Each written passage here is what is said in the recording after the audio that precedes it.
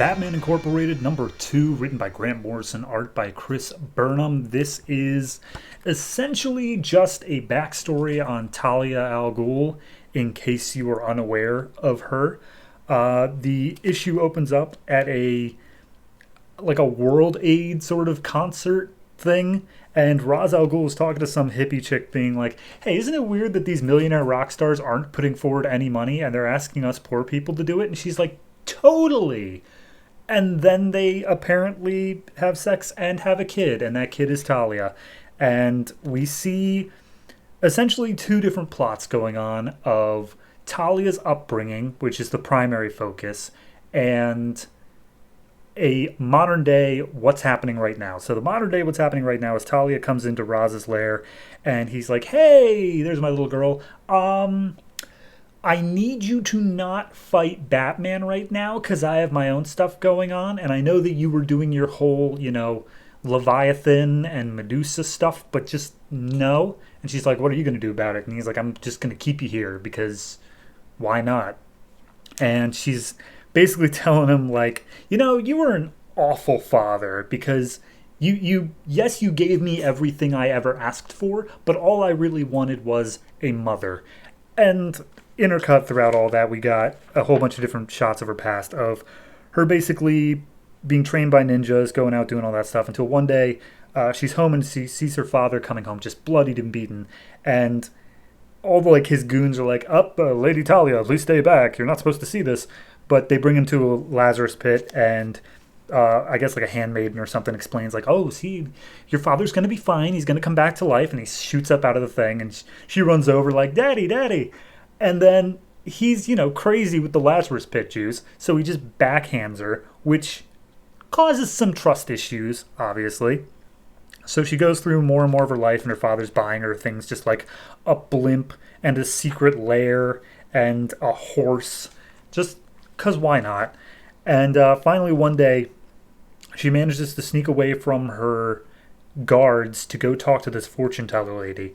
And the fortune teller is like, oh, come take a look at my star chart. We'll see what's in your sign. This here is Perseus, and in his hand is the head of Medusa. And Medusa's right eye is a special star. It's called the Demon Star. It's also known as Al Ghul. And she's like, my name's Al Ghul. And she's like, you gotta be a badass bitch like Medusa. Don't let any man get you down, especially not your dad. By the way, I'm probably your mom. And then as she's explaining this whole thing here, where Talia was told that her mother died in childbirth, one of Raz's goons comes in and holds a knife to this woman's throat, and he's like, what's she telling you, Talia? And she's like, nothing. So at some point, again, Raz buys Talia a secret lair, and as he's exploring it with her, some assassins come and attack them, apparently from some guy named the Sensei, who's the father of all assassins that Ra's al Ghul is now in a battle with. Sure, whatever. And Talia's basically like, hey, what happened to that fortune teller lady? Where's my mother? And he's like, that's not your mother. Your mother's dead. You need to believe me on this one. Okay, bye. So, cut to sometime later, Talia's at college, and she's approached by Damien Dark, some other random-ass guy, who's like, by the way, I'm kidnapping you because of my battle with Ra's al Ghul. And she's like, yeah, alright, sure, whatever.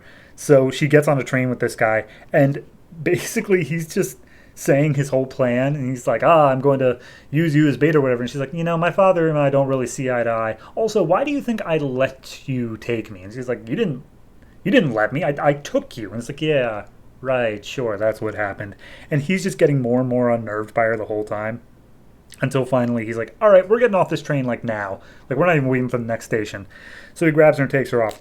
Meanwhile, apparently this entire time they're having this conversation, there's a little old lady sitting in front of them, and it turns out that little old lady was Batman in disguise.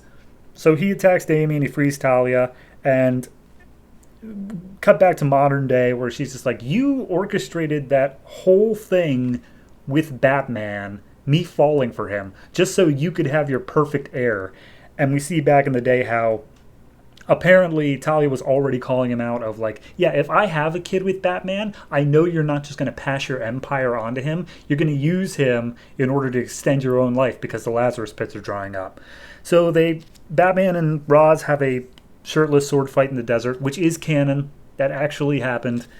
And seemingly Batman's defeated, but then Talia brings him back from the dead, and then Ra's is genuinely scared by him. They share a night of passion. That's Talia and Batman, not Ra's. And Talia's like, oh, I'm sure I'm pregnant with your child. And Batman's like, wait a minute, hold on, what? Because he was drugged. And she has Damian, more or less. Batman wants nothing to do with her. Until finally, at some nebulous point before all this, Damian was introduced to Batman. It's like, this is your son. Now Damian chooses where to go, with you or with me. And he wants them to be together, but he obviously goes with Batman in the end. So, apparently all of this, including Robin being shot in the last issue, was all part of her plan. But she knows that he's not dead. Like, that it was all part of some ruse and that the game is only just beginning. And it turns out that Talia is actually taking Ra's hostage in his own base by using this massively huge assassin guy that just kills Raz's assassins no problem.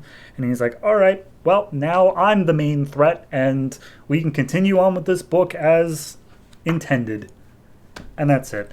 It was good. It was solid. It wasn't a terrible issue by all means, but it definitely felt like the sort of thing of like, oh yeah, this is a reboot and we kind of need to explain how did we get here, because we're just jumping into the middle of this whole Batman Incorporated plot. So it's necessary and it's not bad, but it does feel like just a grinding halt of like, this probably should have been like an issue 0 or something. This should have been something that came before we even got issue 1, just to explain like, here's how we got to this point so far and this is what's going on with Talia's plan.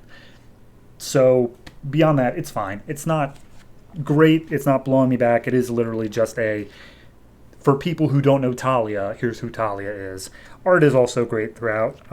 No real qualms on that. My only weird thing is that they did this thing where they showed Batman's reflection in Raz's eyes, but in order to do so, they also like didn't show his pupils. So it just looks like he has cartoon-esque Batman-shaped pupils. Very strange. Beyond that, everything else is pretty okay. So yeah, overall, I'm going to give this one I give it a 7. Just, it's okay. It's not great. It's just saying, here's who Talia is. Let's get on with the rest of the book.